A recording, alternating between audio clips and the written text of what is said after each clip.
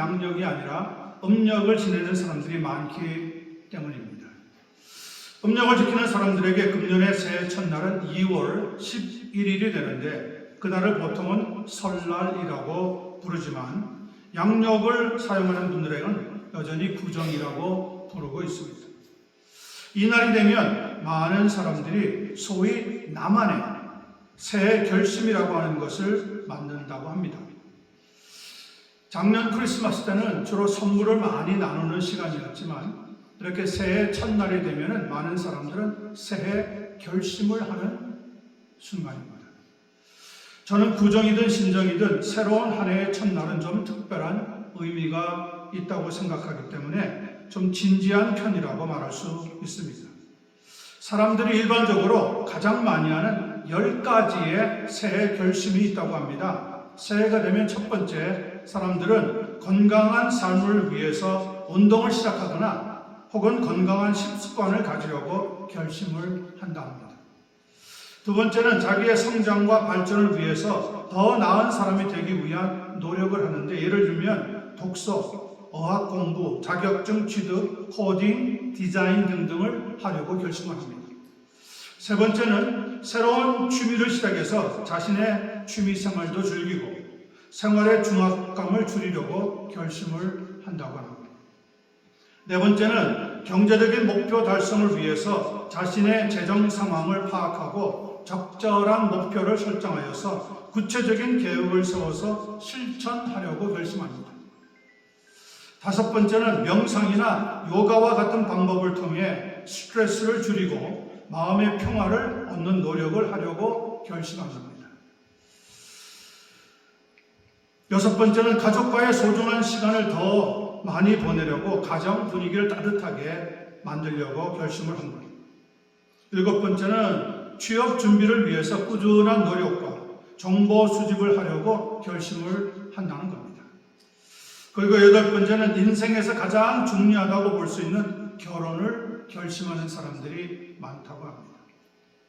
아홉 번째는 일상에서 벗어나 새로운 경험을 쌓고 삶의 압박을 해소하려고 여행을 결심하는 사람들이 의외로 많다고 합니다.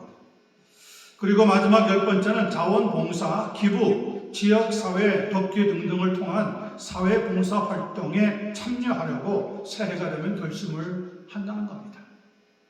이런 결심은 이기적인 것이 아니라 이타적인 것이기 때문에 좋은 결심이라고도 볼 수 있지만 내가 어떤 결심을 하든지 그런 결심을 하나님도 기뻐하시느냐 혹은 하나님도 함께 하시느냐 하는 사실이 저는 더 중요하다고 생각을 합니다. 아직도 우리는 새해 아침을 맞이하고 있습니다. 우리가 대하고 있는 본문을 통하여서 하나님이 그렇다면 기뻐하시는 결심은 어떠한 것인지 함께 발견하면서 복된 한 해를 새롭게 출발하고 계획할 수 있게 되기를 간절히 소원합니다. 21절과 22절을 봅니다. 진리가 예수 안에 있는 것 같이 너희가 참으로 그에게서 듣고 또한 그 안에서 가르침을 받았을진데 너희는 유혹의 욕심을 따라 썩어져가는 구습을 따르는 옛사람을 어떻게 하라고요? 벗어버리라. 본문의 저자인 바울 사도는 에베소 교회 성도들에게 그들이 예수 그리스도 안에 있는 진리로 가르침을 받았음을 상기시키면서 그들에게 결코 유혹의 욕심을 따라 살지 말라고 권면하고 있는 겁니다. 저는 이것이 우리가 새해 결심을 하려고 할 때 하나님이 가장 기뻐하시는 첫 번째 요소가 된다고 생각을 합니다. 왜냐하면 진리의 가르침을 받아 그리스도 안에서 거듭난 사람은 더 이상 거듭나기 이전에 배웠던 썩어져가는 구습으로 돌아가면 아니 되기 때문입니다. 그것은 마치 대학교를 졸업한 사람이 유치원으로 돌아가서 어린아이와 같이 행동하는 것과 같다고도 볼 수 있는 겁니다. 그렇다면 단도직입적으로 여러분에게 묻겠습니다. 진리가 무엇입니까? What is the truth? 진리가 무엇입니까? 철학자들이나 사상가들에 따르면 사람은 본질적으로 진리를 갈망하는 존재라고 합니다. 그래서 우리는 태어나면서부터 무엇이 참인지, 무엇이 옳은지를 끊임없이 질문하고 탐구하면서 살아가고 있다는 겁니다. 특히 철학의 대부라고 불리우는 기원전 4세기의 소크라테스는 그의 평생을 진리가 무엇인지를 알기 위해 시간을 투자하면서 살았던 사람입니다. 그는 사람이 참으로 사람답게 되기 위해서는 진리를 알아야 한다고 주장했습니다. 그래서 정의와 미덕 그리고 도덕적인 삶을 철학의 중심에다가 놓고 어떤 상황에서도 불의와 타협하지 않고 도덕적인 원칙을 지키는 것이 정의로운 자세를 진리의 실천으로 보았던 겁니다. 소크라테스의 주장에 대한 정의에 대한 주장을 한마디로 요약하자면 좋은 삶이라고 하는 것은 곧 도덕적인 삶인데 이 삶은 외적인 부나 권력이 아니라 자기의 성찰을 통해서 선을 행함으로 얻어지는 결과라고 말할 수 있는 겁니다. 그의 영향을 강하게 받았던 그의 제자 아리스토텔레스는 말하기를 진리란 있는 것을 있다고 말하고 없는 것은 없다고 말하는 것이다 라고 정의를 했어요. 여러분 이 말이 쉽지 않습니다. 있는 것을 있다고 말하고 없는 것을 없다고 말하는 것이 너무너무 쉬운 표현인 것 같지만 여러분 우리가 살아가면서 사람들을 만날 때 보세요. 잘못한 것도 잘못했다고 인정하는 것이 쉽지 않다는 것을 배웁니다. 다른 사람이 나보다 더 잘하는 것을 낫다고 말하는 것이 어렵다는 것을 철저하게 깨닫게 되었습니다. 그런데 진리를 아는 사람은 그러면 안 된다는 거죠. 그러니까 아리스토텔레스가 말하는 진리라고 하는 것은 사물의 실제 모습이 어떠한지를 올바르게 인식하여 표현하는 참된 기술이라고 진리를 정의하고 있습니다. 그래도 소크라테스는 나는 오직 한 가지는 알고 있습니다. 그것은 내가 아무것도 모른다고 하는 사실입니다. 솔직하게 하느님 앞에서 고백을 했습니다. 이런 철학적인 정의에 따른 진리는 그런데 지나치게 윤리적으로 흐른다고 하는 약점을 가지고 있습니다. 17세기의 근대 철학자 중에서 르네 데카르트라고 하는 사람은 진리란 의심을 견뎌낸 명확하고 확실한 인식이라고 주장을 했고요. 18세기의 철학자였던 임마누엘 칸트는 진리란 절대 실제가 아니라 사람의 이성이 구성하는 질서 안에서의 이해되는 것이라고 설명을 했습니다. 이 두 사람의 맹점은 진리를 사람의 이성으로 이해할 수 있다는 것인데 이성을 진리 위에 놓으면 안 되는 것인데 그들은 그렇게 행동을 했던 겁니다. 19세기에 들어오면 현대 철학자를 대표하는 프레드릭 니체라고 하는 사람이 있습니다. 그는 사실신학, 곧 이 세상에 하나님은 존재하지 않는다. 왜? 하나님은 죽었기 때문에. 그렇게 과감하게 선포했던 사람인데 그는 진리라고 하는 것은 망각된 거짓말이다. 그렇게 주장을 하면서 그러므로 객관적인 진리란 있을 수 없고 진리는 권력의 의지를 표현하는 수단이라고 주장을 했습니다. 그래서인지 현대에 돌아와서 진리는 사람마다 다룰 수 있다고 하는 상대주의가 파퓰러해집니다. 보통 사람들이 다 아는 그런 방법으로 지금 진리에 대해서 정의를 하고 있다고 말할 수 있다는 거죠. 그에 비해서 하나님의 아들이신 예수님이 보신 진리의 정의는 이들과는 확연하게 다른 정의를 가지고 있습니다. 요한복음 17장 7절에 보면 예수님은 진리를 이렇게 말씀하고 있습니다. 그들을 진리로 거룩하게 하옵소서. 아버지의 말씀은 곧 진리입니다.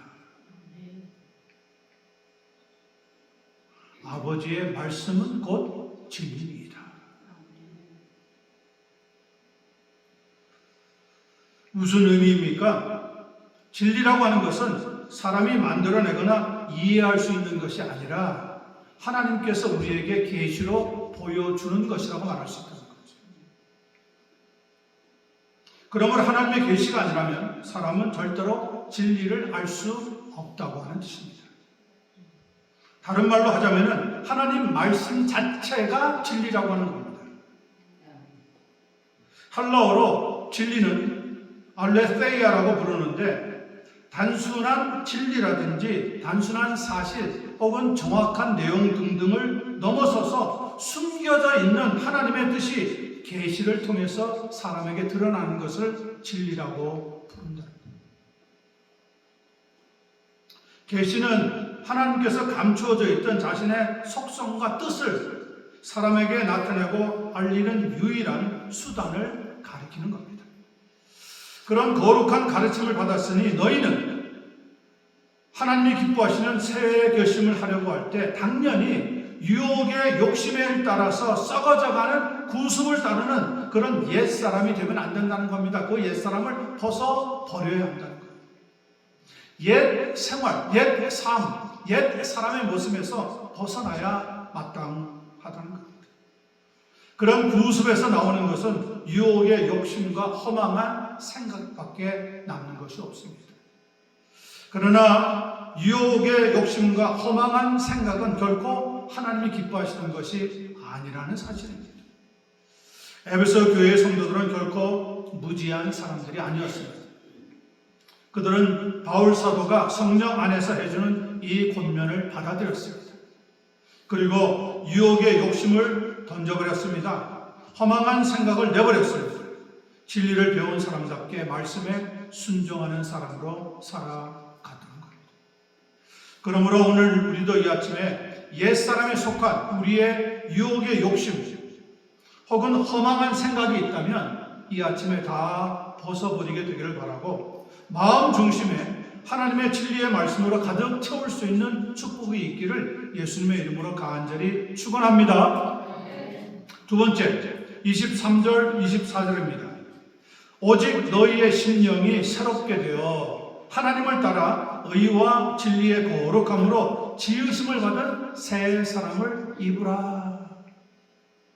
너희의 심령이 새롭게 된 새 사람을 입을 때 비로소 하나님이 기뻐하시는 결심을 할 수가 있다고 하는 거죠. 저는 이것이 하나님이 우리가 새 결심을 하려고 할 때 우리의 심령이 새롭게 되어서 하나님의 거룩하심을 따라 새 사람을 입는 것이야말로 하나님이 기뻐하시는 두 번째 요소가 된다고 믿습니다. 한번 따라 하시길 바랍니다. 하나님을 따라. 크게요, 다 같이. 하나님을 따라. 의와 진리의 거룩함으로 지으심을 받은 이렇게 점점 갈수록 줄어들어요. 갈수록 목소리가 커져야지. 지으심을 받은 새 사람을 입으라. 하나님의 의와 거룩함으로 지으심을 입은 새로운 사람이 되어야 하는 거지.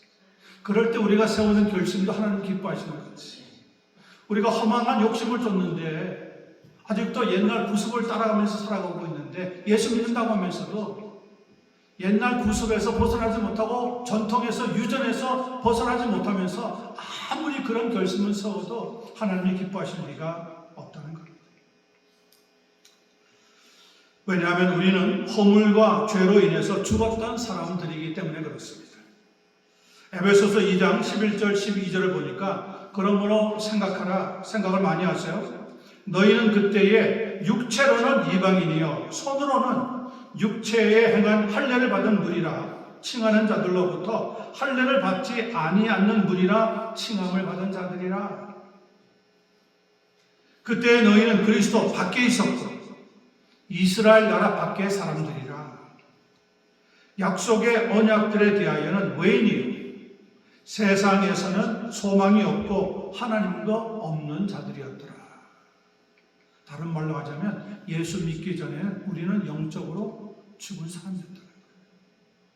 그러니 우리가 무슨 결심을 세워도 다 허망한 생각으로 우리의 욕심에 따라서 만들었던 결심들인 거죠.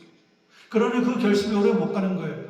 우리의 생각이 바뀌고 우리의 욕심이 다른 욕심으로 채워지면 내가 세웠던 결심은 어느새 저 멀리 가버리고 또 다른 결심 만들고 또 다른 결심 만들고 하는데 그 결심들이 연말에 가면은 아무런 열매를 맺지 못하고 말더라는 겁니다. 여러분 들으셨죠? 우리는 세상에서 소망이 없고 하나님도 없던 자들이라고 했습니다. 한마디로 우리는 영적으로 완전히 죽었던 사람들이었습니다. 그런데 지금 우리는 심령이 새롭게 되었습니다. 내가 한 일이 아닙니다. 누가 그렇게 했습니까? 하나님께서 하신 일입니다. 에베소서 2장 8절 9절 말씀 들려드리니까 잘 들어보시기 바랍니다. 너희는 그 은혜에 의하여 믿음으로 말미암아 구원을 받았으니 이것은 너희에게서 난 것이 아니요 하나님의 선물이라. 행위에서 난 것이 아니니 이는 누구든지 자랑하지 못하게 함이니라. 하나님께서 우리에게 뭘 주셨어요? 은혜를 주셨어요. 그래서 믿음이 생긴 거예요. 세상에 대한 믿음이 아니라 이제는 하나님을 믿는 믿음으로 돌아서게 되었다는 거예요.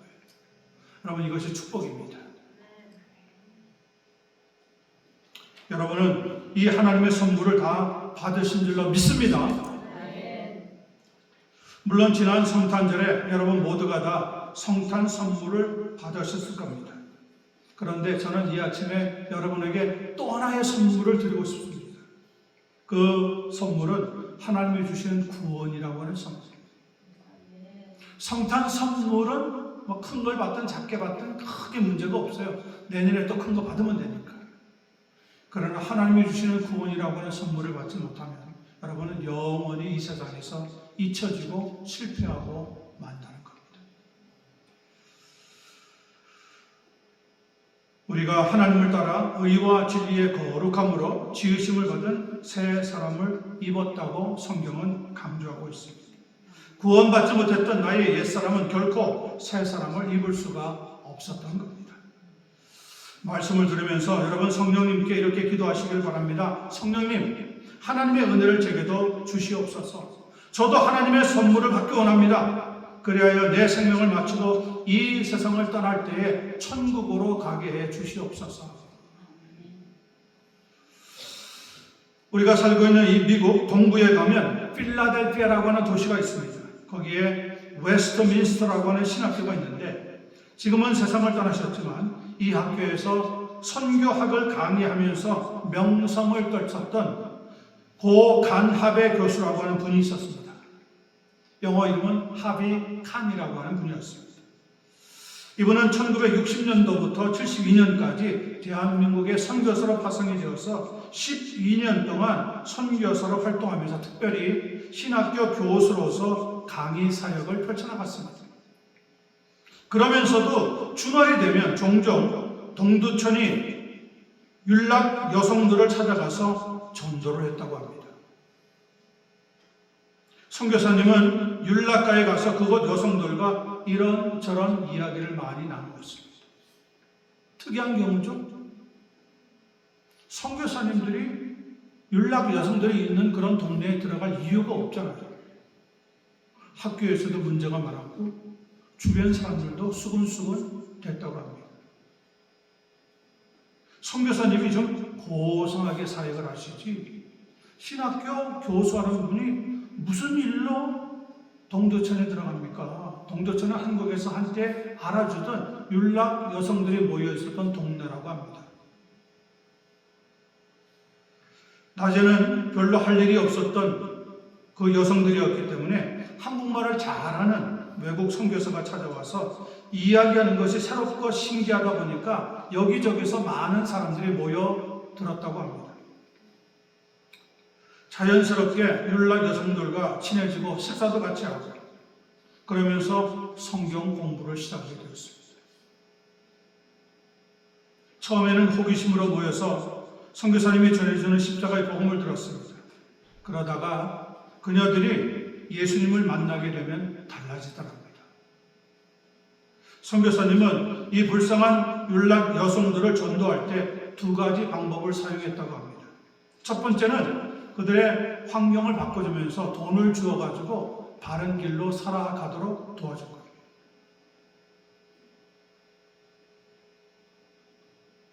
그런데 그런 첫 번째 방법으로 전도를 했더니 많은 사람들이 도로 율락가로 돌아가고 말더라는 겁니다. 그들의 이야기를 들어보면 대부분 자기는 이런 일을 할 수밖에 없는 형편이라고 율락녀의 생활을 나름대로 합리화시키고 돈이 떨어지면 다시 그 동네로 돌아가더라는 거죠. 그러나 선교사님이 전해주는 복음을 듣고 예수님을 진짜 믿게 된 10명 중에 8명의 여성들은 죄를 통회하고 온전히 변화되어서 아무런 조건 없이 그날로 그것을 뛰쳐나와서는 가정부 일을 하거나 공장에서 일을 하거나 길거리에서 행상을 벌여놓고 장사를 하기 시작했습니다. 그러더니 숨어서 다른 율락여들을 후원하면서 스스로 전도하는 놀라운 광경을 보게 되었다고 합니다. 한국의 목사님들도 장로님이나 권사님, 집사님들도 그런 동네에 들어가서 전도하는 사람이 한국에는 한 명도 없답니다. 지금도 없답니다. 그러니 그들은 그 동네에서 빠져나오지 못하는 거죠. 빚을 못 갚으면 죽을 때까지 자기의 몸을 혹사하면서 살아야 하는 정말 비참한 삶이 계속 된다는 겁니다. 그런데 선교사님을 통하여서 복음을 듣게 된 사람들은 완전히 변화되었어요.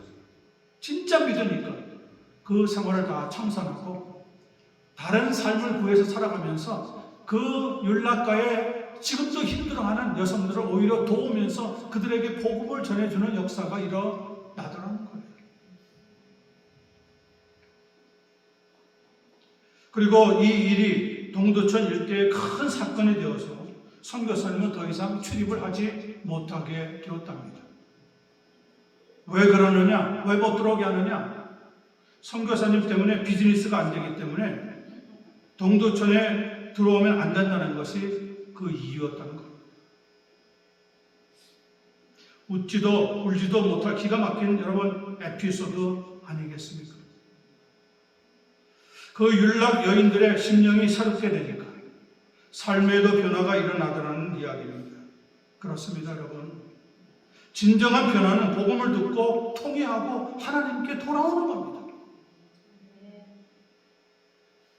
시편 34편 18절에 보니까 여호와는 마음이 상한 자를 가까이 하시고 중심으로 통회하는 자를 구원하시는도다. 세상에서는 팽개치고 세상에서는 더 이상 손길도 내밀지 않고 세상에서는 그들을 구별해서 사람으로도 취급하지 않지만 그런데 복음이 들어가니까 하나님의 사랑을 깨닫으니까 예수님의 십자가가 어떤 의미인지 깨닫고 나니까 그런 부끄러운 과거의 일을 다 청산하고 정말 새로운 사람이 되어서 그렇게 지금도 숨어서 고생하고 있는 그 율락년들을 돕는 손길로 변화가 되더라는 겁니다. 저는 이 하백한 선교사님을 직접 만난 사람입니다. 그분을 통해서 나름대로 훈련도 받고 미국에 있으면서 그분을 통해서 선교의 도전도 받았죠. 그런데 그분은 지독하게 책을 많이 읽어가지고 나중에 60이 넘어서는 거의 맹인이 되었습니다. 앞을 볼 수가 없었어요. 그래도 다른 사람을 시켜서 책을 읽게 하고 성경을 읽게 하면서 귀로 듣고 맹인같이 살다가 66살. 지금 보면 비교적 젊은 나이죠. 그 나이에 세상을 떠나고 말았습니다. 그런데 그분이 어느 날 집회를 인도하는데 말쑥하게 아름답게 생긴 여성 두 분이 들어와서 그 집회에 참석을 하고 말씀을 전하는데 그렇게 울더랍니다. 집회를 마치고 나가는데 그 두 분이 찾아와서 큰 절을 하면서 바닥에 엎드려가지고 큰 절을 하면서 선교사님 때문에 내가 생명을 얻은 사람입니다. 선교사님이 그때 전해준 그 복음을 듣고 내가 정신 차리고 하나님의 백성이 되었습니다. 지금은 어떤 교회에서 여자 집사로 열심히 하나님을 섬기고 있습니다. 그러면서 펑펑 울더라는 거예요. 저는 그 이야기를 직접 들었거든요. 그러면서 선교사님이 앞도 안 보이는데 뜨거운 눈물을 주르륵 흘리는데 그렇구나. 진정한 변화라고 하는 것은 말로만 변했다 달라졌다는 게 아니라 자기의 삶이 온전하게 새롭게 이전에 자기의 삶을 다 청산하고 하나님 앞에 하나님의 자녀로 하나님의 백성으로 살아가는 것이구나. 저는 우리 교회 성도님들이 그런 과거는 없겠지만 여러분들은 그러나 우리의 부끄러운 과거가 분명히 한두 가지는 있을 겁니다. 그걸 다 하나님 앞에 자백하고 통회하고 오늘 이 시간부터 정말 새로운 피조물로 새로운 하나님의 사람으로 살아갈 수 있는 은혜가 넘치게 되기를 간절히 소원합니다. 여러분, 중요한 것은 외적인 변화가 아니라 내적인 변화입니다. 아무리 새 옷을 사입고 얼굴에 비싼 화장품을 바르고 장소를 바꾸어 살아도 사람은 근본적으로 변하지 않습니다. 내적인 변화가 있어야 합니다. 이 내적인 심령의 변화는 성령께서 하시는 일입니다. 우리의 내적인 변화가 일어날 때 우리의 삶은 새롭게 되어진다는 거죠. 그리고 그럴 때 하나님을 따라 의와 진리의 거룩함으로 지으심을 입은 새 사람을 입은 사람으로 하나님의 백성이 될 수 있다는 것을 마음판에 꼭 새겨두시고 하나님이 기뻐하시는 그런 삶을 살아가게 되기를 예수님의 이름으로 간절히 축원합니다. 마지막 25절 보겠습니다. 그런즉 거짓을 버리고 각각 그 이웃과 더불어 뭘 말하라고요? 참된 것을 말하라. 이는 우리가 서로 지체가 됨이니라. 저는 이 말씀이야말로 우리가 새해 결심을 하려고 할 때 하나님께서 기뻐하시는 세 번째 요소가 된다고 믿습니다. 왜 성도가 유혹의 욕심을 따라 썩어져가는 구습을 따르는 옛사람을 벗어버리고 더 이상 이전과 같은 삶을 살면 안 되는 겁니까? 그것은 예수님을 믿고 나서 우리가 근본적인 변화가 달라졌기 때문입니다. 왜 성도가 하나님을 따라 의와 진리의 거룩함으로 지으심을 받은 새 사람을 입어야 합니까? 그것 역시 예수님을 믿고 나서 우리에게 근본적인 변화가 일어났기 때문에 그러합니다. 그 변화라고 하는 것이 도대체 무엇입니까? 그것은 우리가 하나님의 자녀가 되었다고 하는 겁니다. 그 신분이 달라졌다고 하는 말입니다. 우리가 예수님을 믿고 회개하면 하나님께서는 우리의 모든 일을 다 용서해 주십니다. 요한 1서 1장 9절입니다. 만일 우리가 우리 죄를 자백하면 그는 미쁘시고 의로우사 우리 죄를 사하시며 우리를 모든 불의에서 깨끗하게 하실 것이라. 여러분, 이 사실을 믿으십니까? 믿으신다면 다시 한번 크게 아멘 하시기 바랍니다. 아멘. 우리가 우리의 죄를 자백하면 정말 진심으로 하나님 앞에 통회하면 하나님은 우리의 죄를 사할 뿐만 아니라 우리의 지나간 불의의 모든 삶을 다 깨끗하게 만들어 주시겠다는 약속입니다. 그러므로 우리는 더 이상 이전처럼 유혹의 욕심에 끌려 방황하며 살 수는 없다는 겁니다. 그렇게 사는 삶 중에서 우리가 가장 철저하게 버려야 하는 것은 거짓말입니다. 거짓말은 그 뿌리까지도 파내어서 내어버려야 합니다. 우리가 구원을 받았다는 말은 죄인의 신분으로 있다가 의인의 신분으로 격상되었다고 하는 의미입니다. 그러므로 우리 안에 혹 남아있을 나쁜 습관이나 버릇, 행실의 찌꺼기까지도 다 내다 버려야 한다고 성경은 말씀하고 있습니다. 그리고는 말과 행동과 생각이 깨끗하게 치료받아야지만 새로운 사람으로 살아갈 수가 있다는 겁니다. 한때는 예수님 믿고 복음을 듣고 그래 내가 새롭게 살아야지. 하나님 백성으로 살아야지. 그러다가 시간이 지나가면서 점점 내 삶이 편해지고 가지고 있는 게 차츰 늘어나고 또 사는데 다른 사람들도 도와줄 수 있는 그런 자리에까지 나가면 이상하죠. 참 이상하죠. 신앙이 식기 시작합니다. 더 이상 진리가 중요해지지 않게 됩니다. 기도 생활하던 것 포기하게 됩니다.